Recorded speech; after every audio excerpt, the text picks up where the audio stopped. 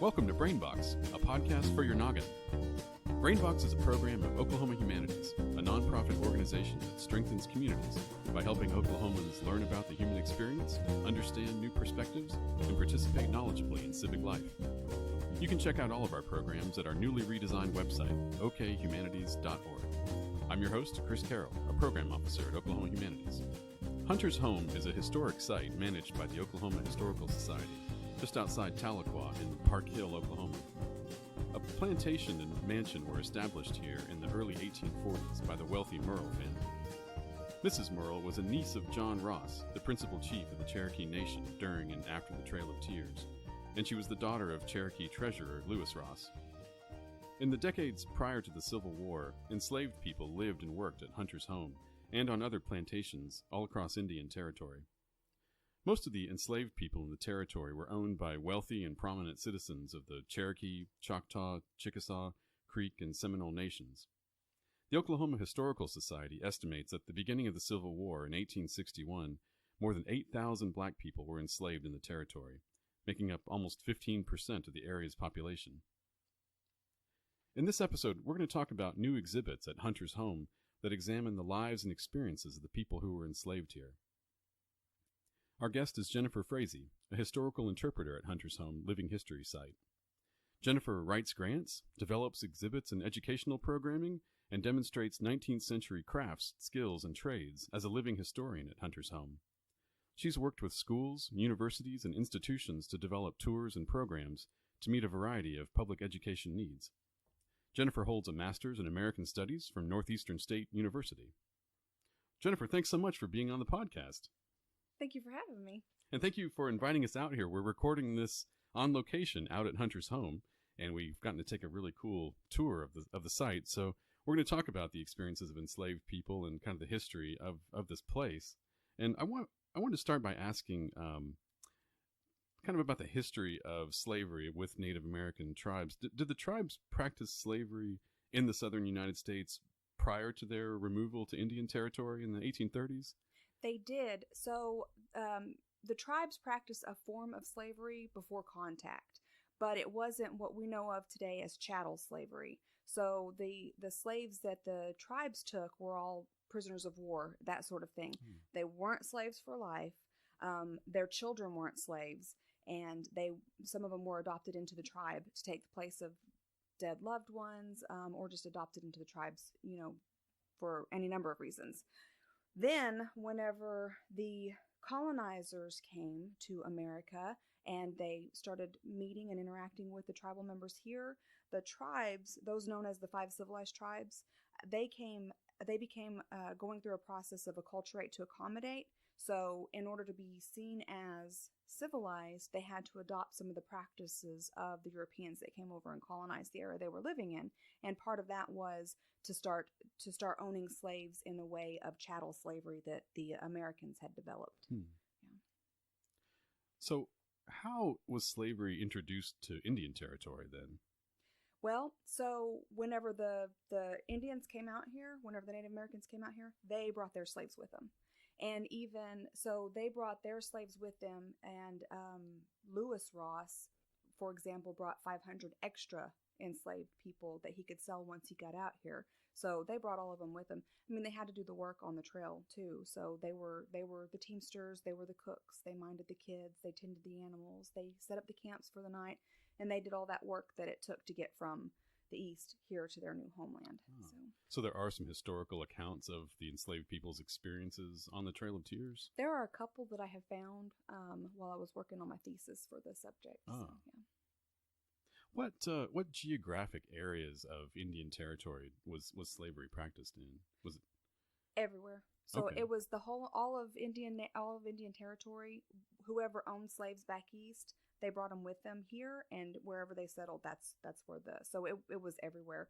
And it wasn't, not everybody owned slaves, but wherever they were at, wherever the tribe settled is where they had slaves settled at. So if there was a tribal nation there and that nation owned slaves, which all 5 of them did, then they had slaves there. Oh, okay. So where we are right now in Hunter's Home, which is kind of outside Tahlequah, around Park Hill, when was this plantation established? It was established by 1845. Okay. So they were here around 1842, and then the mansion itself was built, and they were running it like a plantation by 1845. And slave labor was used here just to actually build the plantation, right? To build the home? The whole entire place. So from the clearing of the grounds, because it's all brand new, George Merle's niece, Emily Merle, she was living in Mississippi, and she came out here to visit the Merles in 1850. And so she had a diary she kept a diary while she was here, and she recorded in her diary that she watched fields being cleared as never before, and they were using an early version of the sulky plow because they needed a plow that efficient to break up brand new virgin soil. So nobody had ever really messed with it in some of these areas. So the slaves were the ones that were breaking up that ground. They were the ones that were building the foundations for everything. They felled the lumber to build the house and all the outbuildings. They quarried the stone that built, the foundations and other buildings that were out here. They planted everything. They built the house. I mean, they built the plantation. The house itself is really an amazing structure. I really hope listeners will come and visit. It's obvious that it was incredibly skilled labor that it took to create this place. Yes, extremely skilled labor. So the two gentlemen who were the foremen of the construction of the house were, we believe, Ben and Dan, and they were enslaved gentlemen owned by John Latta of the Lord's Vineyard in Evansville, Arkansas, and they were renowned across the land for their talents. And so they were the foremans out here that kind of built the place and were in charge of making sure that everybody was doing what they were supposed to be doing. Then we also had Fayette and Grand, who were the smiths out here on the site, and they were very skilled as well in the things that they were doing. So they were having to make the metal implements, that went into building the house, the tools to square off the foundation stones and all that. So there's an enslaved person's hand in everything that you see out here. And what were some of what other kinds of work did enslaved people do out here? I know there was a blacksmith shop, right? Yeah, there was a blacksmith shop here on the property. There was also a seamstress, Susan, and she was the one that made sure that everybody had clothes here. So I don't know if they were purchasing the fabric and then she was then making sure everything was sewn the way it needed to be, or if she was having to handle the processing of the fibers and the weaving of it and everything. They may have been purchasing the fabric since George owned a general store, so they were able to get bolts of cloth probably fairly easy, but she had to do a lot of the more delicate work too. So she was doing the fancier embroidery, she was doing the lace tatting, sewing everything up, making sure Minerva's clothes were, neatly done and well done. And I've built 19th century dresses, and whenever they say you're going to build a dress, they're not lying. That's an interesting word, yeah. Yes. Building, you mean sew a dress? Yeah. Building these clothes takes some effort, and I still don't know how to put sleeves in without making them look kind of weird. So she was doing things like that. And then we have Eliza the cook, and she was most likely she was a trained almost chef because they had to make sure that they were excellent at what they did, since what she was serving was not only to the Merles themselves, who of course needed the best of everything, but also all their visitors that came out here. And they were having dignitaries from places. They had people coming from back east, family members, friends, artists, naturalists, people like that. They were all coming out here, and they wanted to make sure that they were well fed. And then we have also the washer, Patience. She was what we've known as a laundress today, so she had to make sure everything was washed and cleaned, and that was a process. That was like 3 days to do laundry. And then we had field hands that came and worked the fields, the people who tended to the gardens, the house enslaved who had to make sure the house was maintained, everything was painted and cared for, the artists. As we were walking through the house, I showed you the faux grain doors, so they're painted to look like high quality wood, and there's a very real possibility that the enslaved people were the ones that were doing those paintings, and that's a level of skill that I have not yet been able to attain. So I mean, that they did a lot of really highly skilled stuff out here. I know you've done a ton of research about the lives and experiences of the enslaved people here. Do you think their experiences here were fairly similar to those of other enslaved people in Indian Territory? Yes. I think that all slave experiences were the same across the board, in that they're all different depending upon who owns who. Oh. But in Indian Territory, there are two big differences that I found through my research, and that is the Seminole Nation and all the other tribes. Oh. The Seminoles were considered, after the Great Slave Uprising of 1842, the Cherokee Slave Uprising of 1842, they were considered to be some really bad influences. So what happens was they camped out across the river over in Creek Nation while waiting for their land that they were getting ready to move on to their new nation, while waiting for that to be ready for them to move on to. So they're hanging out over here, and the Seminole have a policy of slave owning that is pretty amazing. So basically, they're slaves in almost all the resources that I've found, and I cannot remember a resource that states differently than that. That they were pretty much, they just kind of paid tribute. So they could do whatever they wanted. They intermarried with one another. They owned guns. They carried their guns around. They didn't have to bow and scrape. They worked the land, and they gave their owner a portion of what they harvested, pretty much. And according to some of my sources, through doing this research through Cherokee for the Cherokee slaves, some of the Cherokee slaves happened to see how this was, and I think it's just because they wanted to be free, but they made a bid for freedom, and they locked their owners up in their homes and in their cabins, stole some weapons and foods, and headed for Mexico. But they got caught by the Choctaws down along the Texas border and brought back. And then after that, once they were brought back and all the punishments had been meted out and everything, the Cherokee Nation said that the Seminole Nation had to leave, and they were not allowed in here because they were such bad influences on the enslaved population of Cherokee Nation. Oh. So it's a huge difference. Does some of that go back to the Seminoles' experiences even back in Georgia and Florida with black people who basically escaped to their nation there? I feel like it did, because I mean, because they've already got that habit of being kind of a beacon of safety to people who are running away. They ran away themselves. I mean, some of the Seminoles had run away to live in the swamps and everything of Florida, the Everglades of Florida and all. So I imagine they probably knew what it felt like, and so they were going to help out whoever needed that help. And sure enough, they brought that mentality with them when they came here. So I'm curious about your research. How do we know about what enslaved people's experiences were like just day to day? How did you do your research for this project? So I started with Shirley Pettengill, and she was the former curator. She retired from here about 10 or 12 years ago. And she's the one that I found a lot of the information from. Her and Mary Elizabeth Good. And what they found the information from was they went to the WPA slave narratives, which you kind of have to take with a grain of salt. Great information, really great information. But we're finding that the ways that these people were interviewed and the people who were doing the interviews probably made it to where we weren't getting accurate information from it. So a lot of the stuff is really good, but it does well to do a little bit more research from that. Those interviews took place like in the 1930s, largely. Yeah. And with very elderly former slaves. And it's not just that they were elderly and that they their memories may not have been the greatest, because, I mean, there was one interview I read of a woman who was 104 years old. I mean, that's, or she believed that she was 104. That's a long time to be keeping some memories, and some of them were little kids when the Civil War, happened and all. But we're finding that some of these interviewers, like there was this one woman I read that came out of Davidson and Little.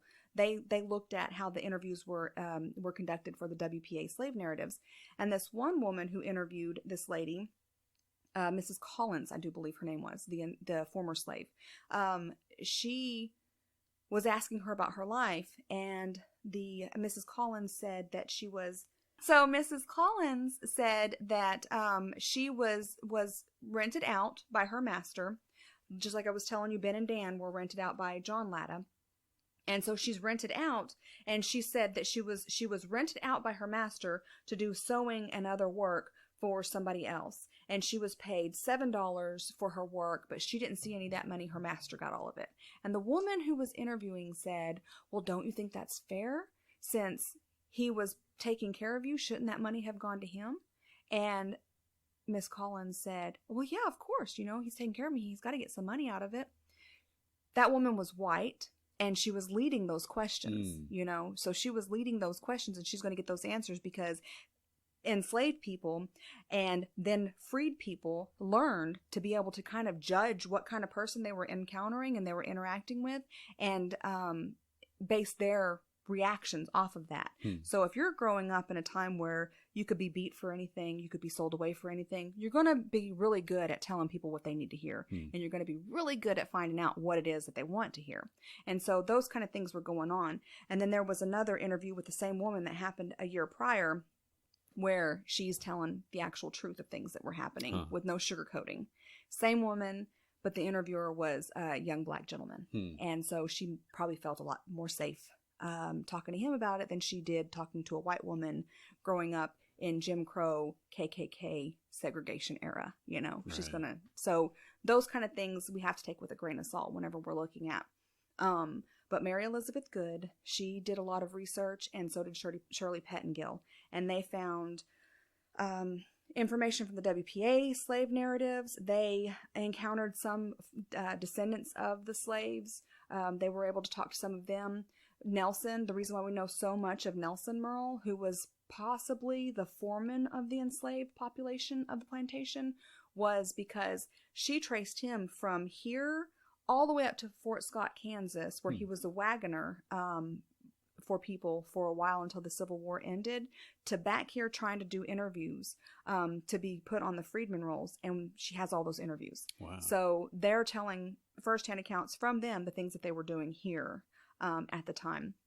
And then diaries. We find diaries and things.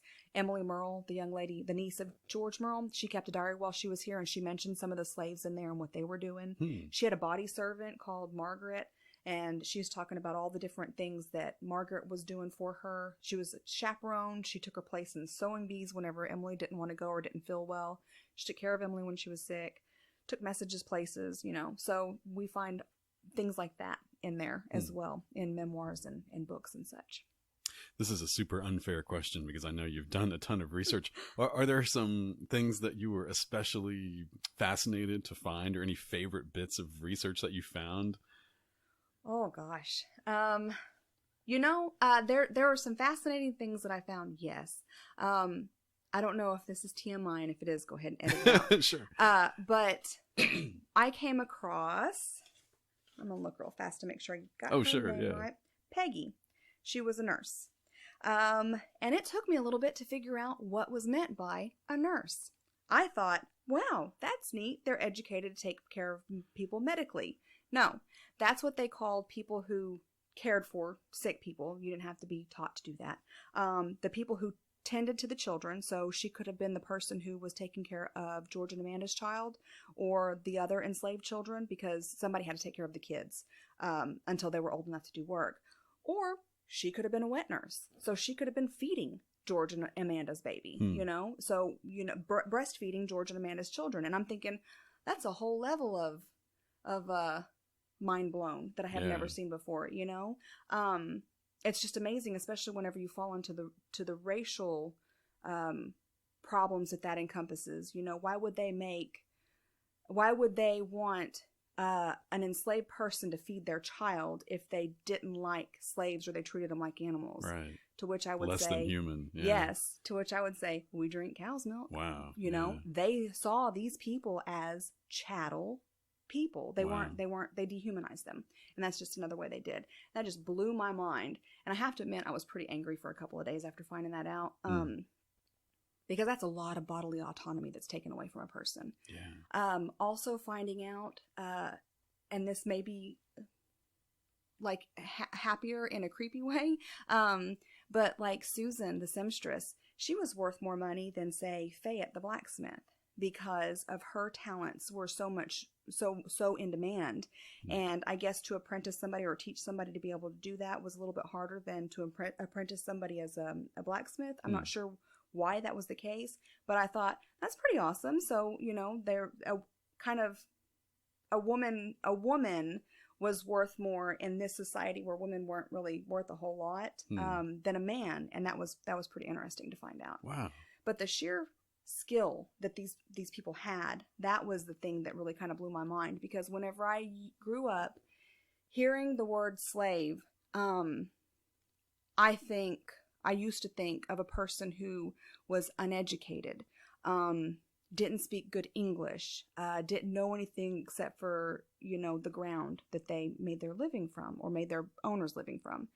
And then whenever I started doing this research, these are people who had so much more, that they gave so much more. And whenever you stop and look at it, you just sit back for a second and you realize, holy crap, this whole nation is built off of enslaved people. The things that they were doing, you can see their hand in just about everything that you look at, and it's absolutely amazing. The White House and the U.S. Capitol, yes, I think. Yes. I mean, you don't stop and think among about other that. things. and I think, well, duh, Jennifer, who do you think built these things? But I didn't stop to think about that. I guess they were just magically created until I started doing this research. Right. Or created by people that were paid for their labor and were free. Yes. No? Yeah. But no, that's not the case at all. It's amazing. And I know you've intentionally used the term enslaved people here with these exhibits instead of slaves. Can you talk about what the meaning of that is? That one is because, so the definition that I just gave, or the idea that I just gave of what I think of whenever I think of a slave, is somebody who's uneducated and, almost not even a person. To call them slaves is to define them by something that was out of their control and something that happened to them or was forced upon them. To say that they were enslaved people is to say that they were people, living, breathing human beings with lives and personalities and families and loves and hates and likes and dislikes that were enslaved. So it's not defining them by something that wasn't their choice. It's just talking about an aspect of their lives that they lived. You talked a little bit before about the distinctions between how the Seminoles treated enslaved people versus the Cherokees. Is it possible to generalize the lives and experiences of enslaved people in Indian Territory were like versus how enslaved people in the Deep South were treated? Were there some differences in just the institution of slavery here in Indian Territory versus what we kind of classically think of as slavery in the Old South? So I think that there are differences, maybe not culturally, but geographically, that fall along that, because there were, for a lack of better term, there were good owners and there were bad owners.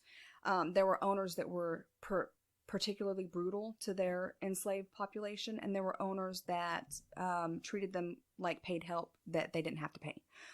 So they ran the whole gamut in that case. But the Deep South enslaved lives was completely different from enslaved lives, say, here in Indian Territory, because those, they were tobacco plantations, and they were cotton plantations, and they were indigo plantations and sugar plantations, and that was some hard backbreaking work.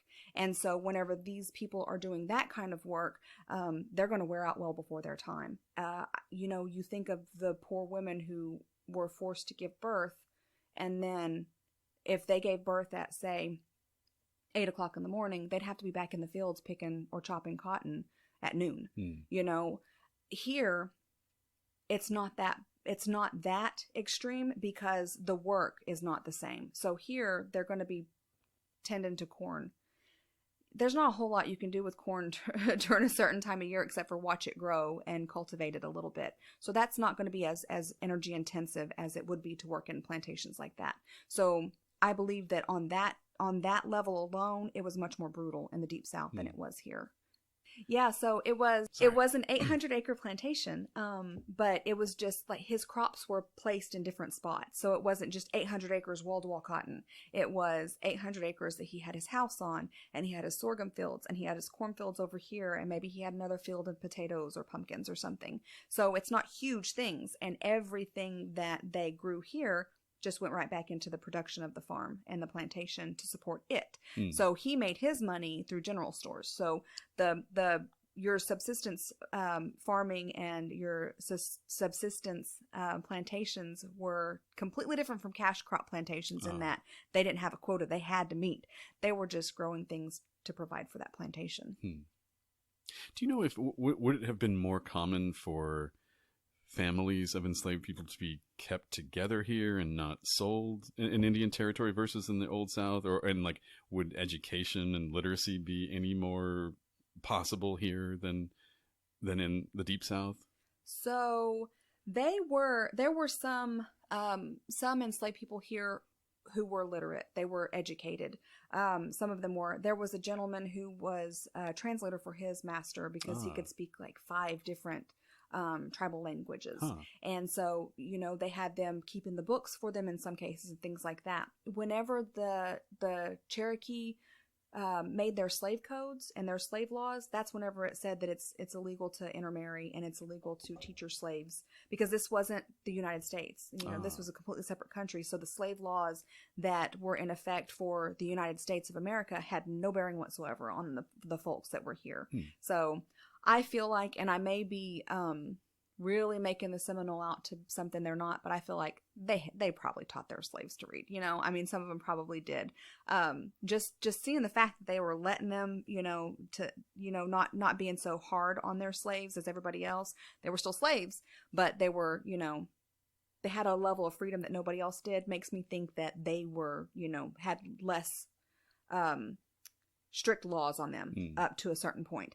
Now that could have changed past the slave revolt here, because once that happened, I stopped paying attention to the Seminole and started looking a little bit more deep into Cherokee slaves. But yeah, so they probably, they had slaves that learned how to read and slaves that learned how to write and do arithmetic and things like that. And but they did make it at a certain point that it was against the law to be able to do that. A lot of sources that I've come across say that they generally did not. It was uncommon for them to sell families away from one another. But it did happen. It did. We find in the WPA slave narratives and things that they were sold away. And then also that was a punishment too. So back in the Deep South, well, maybe not the Deep South, but back east, the slaves it was a threat to be sold downriver. Here, and that was supposed to keep them in line. Here they had punishments like that too, because that threat was you're away from your family. You're gone way far away. There are some slaves that lived on one plantation and they get a Sunday pass and they can go see their family that they were sold away from on another plantation. If you're sold downriver, you don't get that opportunity. You'll never see your family again. Here, they didn't have that quite extreme, but one instance in particular kind of highlights that they still did that, because one of the gentlemen who was a part of that Cherokee uprising, he was father of this young girl who did an interview with the WPA slave narratives, and she said after the war was over with, her dad got whipped, and then Rich Jovan put her dad on his steamboat to run his steamboat, and that was his punishment, and they never saw him again after that, which, I mean, I don't know if they would have again. I don't know if he would have relented at some point in time, but that was it. He was done. He was off the plantation and doing something else. And then he ended up dying with Rich Jovan whenever he was racing. They were having a steamboat race, and he was telling them, put more in there. And of course, the enslaved gentleman that this young lady was her father, he was like, it's not good. It's getting too hot. And witnesses say that Rich Jovan forced him to. He tossed some more fuel in there, and the whole thing blew up, and they all died. So there's no telling if he would have relented and let him come back, but it did happen. And I mean, that's just one of the examples that, yeah, it did happen. Did enslaved people in Indian Territory come to share some of the cultural practices of their Native American owners in some ways? I think they did in some situations, because part of cultural practices are daily habits that people do, and it's bound to rub off on some people, especially if you're living in close contact with them all the time. But also, if it's required of you as a part of your job, you're going to learn how to do that pretty quick, and it may become habit, or you may see that it works, and so you carry it on once you become free. So like for field blessing, for example, you bless your fields before you plant them. That's a cultural thing. Since the slaves were the ones that were planting the fields, they would have, helped to do that, or they could have helped to do that. So some of that stuff, yeah, I think would have rubbed off onto them. I'm not sure, like on the religious side of it and everything, because not everybody out here was a Christian. Not all the slaves were colonized to that extent, or not all of the tribal members were colonized to that extent. There were a lot of Christian people out here, but not everybody, not everybody was at that particular junction. And so I'm not sure about the religious connotations of how that would have worked with the enslaved population and that cultural, religious, whatever you want to call it. I don't know how that would have worked. Generally, most of the enslaved narratives or information that I get, that I found through research, they generally are Christian, and they learned that from their people. So Minerva would have taught her enslaved people to be some diehard Christians. So that's another cultural aspect there that they probably developed right alongside of their masters. Yeah. Can you tell us some more about the slave revolt? And was there more than one? Were slave revolts common in Indian territory? Do you know? I only found one in Cherokee Nation. I'm sure it's common in a lot of other places. They passed a lot of laws over the years that make me think that they had to pass that law because somebody got away somewhere. But I know of one slave revolt and one slave escape. So Spencer was the one enslaved person that escaped. He was a teamster. He had driven George to visit a colonel friend in the Flint district, and he was left out with the wagon, and when George came back outside, his driver's gone, and they couldn't find him anywhere. So they put it in the Cherokee Advocate, the newspaper at the time, and it was printed in both English and Cherokee syllabary, and trying to find him, but they never found him. And then, the Great Cherokee Uprising of 1842. The fact that it's just the Great Uprising makes me think that was probably the only one, because I haven't heard a Great Uprising 2 or of 1948 or anything like that. So, or 1848. So, I think that may have been the only one. I'd have to do a lot more research for that. But that one there were quite a few people involved in that. And what they did was it was the middle of the night. All their owners were asleep. Their overseers and everyone was asleep. And so they barred all the doors. They locked them in their cabins and their houses, stole some weapons and some food, and headed for the Mexico border. And then they were caught by some Choctaws the Choctaw police force down around Choctaw, Texas border, and then brought back here. And then some of them were hung. Some of them were punished in other ways. That young lady's dad, he was sent to go work on a steamboat, that kind of thing. So I think after that's whenever the slave laws changed, and they tightened down on them a lot more. And it might be more communal here, where everybody has a little bit closer eye, because as tribal culture goes, the whole village works together. And so they would have had a lot of eyes on them to not be able to do that again. Were there any abolitionist movements among the Native Americans here in Indian Territory? Oh yeah, there were abolitionists all over the place down here. Chief John Ross's father-in-law was an abolitionist. Oh wow. Yeah, so they were definitely here and working and talking to people. There was a part in Emily Merle's diary where she says she was trying to magnetize one of the smaller enslaved children. His name was Humphrey. And magnetize just means hypnotize, as far as I can tell. So she was trying to hypnotize him. And Chief Ross's father-in-law came in, and he was like, how can you do that to a human being? How can you do that? So he was definitely an abolitionist, and he talked about it quite a bit. And then they were, I know a couple of accounts back in with the Presbyterian ministers and people that were in some of the areas like Choctaw Nation places. They were pushing that abolitionist ideology and such down there as well. So. Because they came from the Northeast, I think, and they were from an abolitionist background. Yes, yeah. So you have Chief Ross's father-in-law, I think he was from the Northeast. So that might have been where they got that, that idea from. So, but yeah. I'd also read that some tribal members felt like slavery is part of the colonizing culture, part of the white culture, and there were movements to get back to the traditional culture, which meant getting rid of slavery is getting rid of our colonized, our colonized culture. So it was like a move to get back to our roots. We do not want slavery here because that's not a Native American practice. I have that kind of reminds me a little bit of something that I may have come across, but I'm definitely going to have to look at that more in depth, because I can totally see that.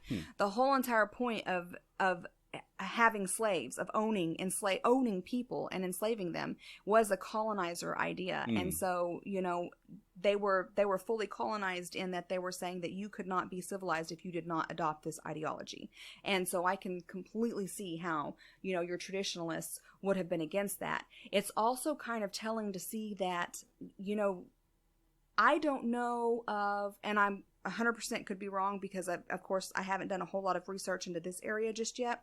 Most of the enslaved people that I have read documentation on were owned by mixed bloods, non-traditional part of the tribes. Interesting. So yeah, so it would have been the mixed blood population that would have been owning these people, and your full blood populations, they were doing what they've always done. They didn't need enslaved people because they were doing what they had always done, and they'd done just fine with that. So that was pretty interesting to find out. And I came across that while I was trying to gather my notes and everything in preparation for this interview.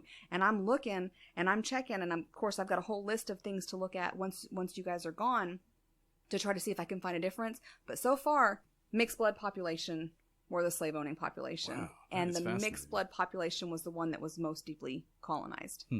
So what were the experiences and lives of the people here like, both the Cherokees and the enslaved people during the Civil War here at Hunter's home? It was pretty bleak for them out here during the Civil War because the Cherokee Nation just finished their own Civil War around 10 years prior to the American Civil War starting. So all those old animosities were coming right back up, and they were using the new war as an excuse to burn each other out and take revenge on things that happened in the old war. There were no enslaved people left here on the property. George, once the war was called, George went back east to raise a militia to fight for the Confederacy, and he took some of the enslaved people with him back east. That left Amanda, her 10-month-old son, and the rest of the enslaved people who were living here. And then whenever the federal troops moved in here and beat the Confederates back out, they arrested Chief Ross for allying with the Confederacy. They let him go, and his men went over to fight for the federal troops, and they took Chief Ross, some of his slaves, his family, Amanda, her baby, and the rest of the enslaved population of Hunter's home all up to Kansas. So the only people who were living here during the Civil War was Eliza Ross and her daughter Eliza Jane. They were living here. So 2 women were living here during the Civil War, and there were refugees coming from all over the place. It was a popular spot to ambush people in the orchards that were across the way over here. There were firefights going on all over the place out here. This house was raided several times by both sides of the conflict, and it was bleak, and it was dangerous, and civilians were getting caught up in the crossfires of all of it. And it was, Eliza Jane, who lived here, was writing letters to her sister and telling her, I'm looking out the window and there are all these starving people, and we can't just let them starve. She saw one thing where there was this huge skirmish going on across the street, and there was this little boy standing right in the middle of it and a dog, and they're just sitting there, and all this craziness is breaking loose around them. And then finally it went away, and she was able to go get the boy and bring him back over here. But I mean, imagine that trauma. You're standing there and guns are going off and horses, and you're fighting, and you're just sitting there knowing that any second you're going to get shot. One of the guys was coming across the creek here bringing firewood, and he was shot, right out here. It was really bleak out here, and the civilians took the brunt of the pain. Because these were not classic battles taking place in a big open field with large armies. Was it more guerrilla warfare, and civilians were targeted? And yes, it was a lot of guerrilla warfare and bushwhacking that was going on out here. Yeah. Do we know much about what the experiences of enslaved people were like upon emancipation here in Indian Territory? Like, how did freedom come to Indian Territory? Well, speaking just for Cherokee Nation, Chief Ross freed the slaves in 1862. So in June, I think it was, of 1862 was whenever the Cherokee enslaved people were freed. And so We don't have any records on how a lot of them acted here in this area, but we do have some information on the WPA slave narratives that were enslaved people who were in Cherokee Nation and the surrounding areas. And from just strictly from those sources, some of them were confused as to what to do next. They were free, but they didn't know how to. They had never been taught, how to live free. I'm sure that was quite a concern to them. How am I going to get my food? How am I going to, pay to support my family? How am I going to find my family? Another big thing for people who were just freed was they were going to go find their families. That's the reason why there was this whole big migration of freed people wandering around. There was one gentleman who said that they were wandering around aimless and happy. And I'm looking at that and I'm thinking they weren't aimless. They were looking for their family and they were happy because they were free. And it was a difficult thing. And I marked a piece from Davidson and Little, if I could just read that. So people wanted to find their kids. I'm thinking all these mamas who had their children that were sold away or separated, because even if all those families were kept together while they were enslaved here in Cherokee Nation, once the war came, we know for a fact those families were separated. Oh. Chief Ross was back in Philadelphia with an enslaved lady named Lucy who was dictating a letter to her mom somewhere in Indian Territory. She was not with her mama. George Merle took a portion of their enslaved population with him back east. What about the rest of the people that were here? They got taken up. He's not going to take a whole family with him behind enemy lines to go over here. Some of them are left here, and he's taken dads, or he's taken moms, things like that. So as soon as emancipation came, I imagine these people were like, 1, how am I going to feed myself? 2, I'm going to go find my babies. And that was made difficult because it says here in the view from the bottom rail that often relatives had only scanty information. In other cases, so much time had passed that kin could hardly recognize each other, especially when young children had grown up separated from their parents. That right there was another thing you'd asked earlier about what was kind of mind-blowing whenever you got through your research. That right there. I cannot imagine what I would do if somebody took my kid away from me, and sold them, regardless of where they're sold to, I could not imagine that. And these people had to deal with that. So my first thought, being a mother, is as soon as I get my freedom, I'm going to go find my babies. And so that was another big thing. They were looking for their kids. They were looking for family that they had lost during the war, and while the war is going on.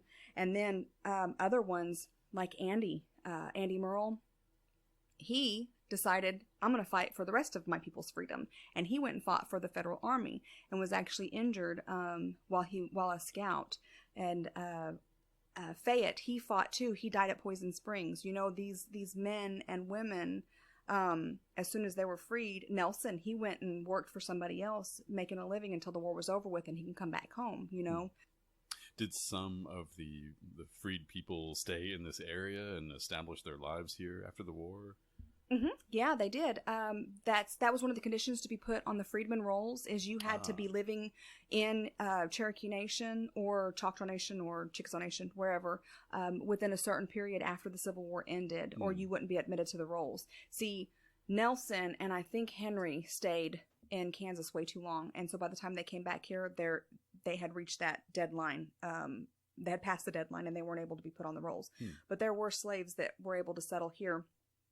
Fort Gibson, there's a little part of Fort Gibson right outside of there where a lot of the freedmen settled. They got a lot of land there. Tulsa was, a lot of that area of Tulsa was given over to freedmen land. That they did to the freedmen there what the Americans did to the Native Americans back east. So, because that was some really good land that they had allotted to the freedmen. And once they took that away and they started Reconstruction to prepare for, once they started allotment to prepare for statehood, they were like, oh, we made a mistake letting them give this land away, so now we're going to find ways to take it. And they did. They started, shady deals and things like that to get that land away from these people and built this place where Tulsa is today. But there's this little section of Fort Gibson over here 4 Mile Road, and you can see there's a street sign that said Freedman Lane, and so a lot of their allotment was in that area. So that's where a lot of them settled after the war and after statehood and all that. So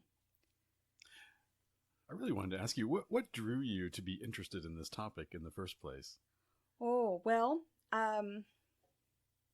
so like I had mentioned to you earlier, I'm Choctaw, and I come from a culture where our stories are told by somebody else, and our history is told by somebody else through the lens of white people or through the lens of they're not civilized. So it's told through an unflattering lens.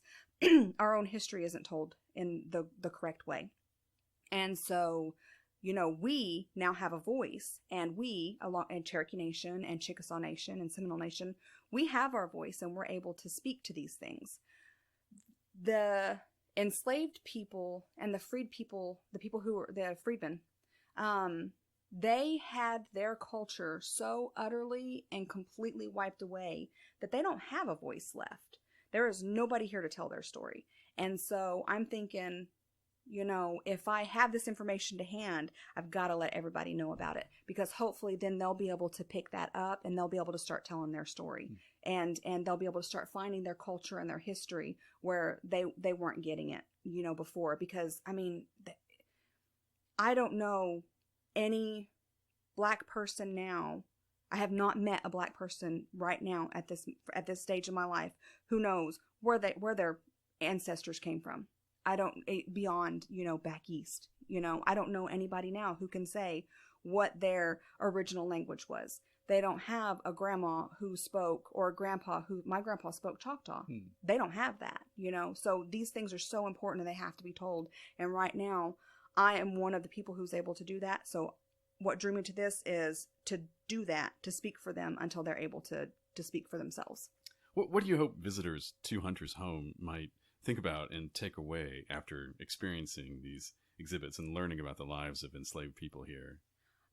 I think the best I can hope for is for them to come here and see that they were people, that they had personalities, to have some kind of connection. So it's not just some dry thing that they read in a book whenever they were in the 5th grade, but they actually get a connection and they can see, and they can start maybe putting themselves in their shoes, and it might change the conversation that we're having today on racism and culture and, things being taken away from people and all that stuff. I'm hoping that they'll be able to look at these people and say, oh, I do that.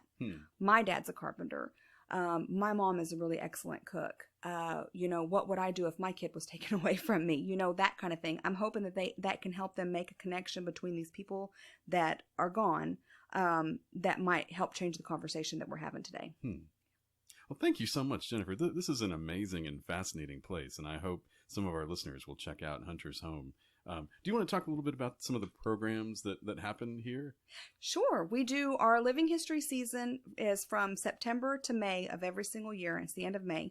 And our next coming, and so that's Thursday, Friday, and Saturday of every week, we have dressed historians out here demonstrating 19th century craft skills and trades. And then our next event that's coming up is our May Day event, and that's on the first Saturday of May, and that's where we'll have living history demonstrators from all over the place come out here and kind of get the farm ready for planting and the growing season. And then we'll finish that event off with a dance around the maypole, just like they used to do up at the Cherokee Female Seminary. They had a little maypole that they danced around and braided the pole. So we'll do that at the end of the day on that. Okay. Yes. Let me ask it that way. Can you talk about some of the future projects that might happen out here at Hunter's Home? Yes. So we are in the process of attempting to turn this site back into what it was whenever it was a plantation. So we are getting funding to build a visitor center so that we'll be able to display all of these things that we're unable to display, being that we're a house museum. But we also want to incorporate the outbuildings as well. And some of the things that we would like to be able to interpret are the enslaved cabins. So we're wanting to build some structures out here that interpret that, and to be able to better interpret how their lives were. So whenever a visitor comes here, it is our goal that whenever a visitor comes out here in, say, 5 years, they're going to be able to walk through the visitor center, see all these things that we can't display in the house because of, artifact safety and things like that. And then they'll step out that back door, and it will be like they've walked back into 1842, and they'll be able to go see the enslaved cabins where Andy may have lived, or Ike, or Peggy lived. They'll be able to see the spots where they were taking care of tending their gardens and taking care of their vegetables and all the animals and everything. So that's our main goal that we are working for right now, is to turn this place back into what it was in the 19th century. Oh, that's great. Well, we wish you luck, and we'll put a link to more information about Hunter's Home on our webpage for this episode. Okay. Thank you again for inviting us out here. And Anytime. we really appreciate it. And I also want to thank Mr. Jay Hanna, a proud member of the Cherokee Nation, for some invaluable research and background information that he provided as we prepared for this episode. Listeners can check out our website at okhumanities.org/brainbox for additional information about some of the topics we discussed in this episode. We encourage you to comment about what you've heard on the BrainBox podcast. You can leave comments through the Podbean app and the okhumanities.org/brainbox website, and on social media by using #BrainBoxOK. Please give us a rating, and you can also email comments and ideas for future episodes to us at brainbox@okhumanities.org. Thank you to Blacken Studios. You can find out more about Blacken Studios at blackenstudio.com and on Facebook, Twitter, and Instagram. Our theme music was composed by Jeff Moreva, and this program is funded by Oklahoma Humanities. Any views expressed in the podcast do not necessarily represent those of Oklahoma Humanities. This has been BrainBox, a podcast for your noggin.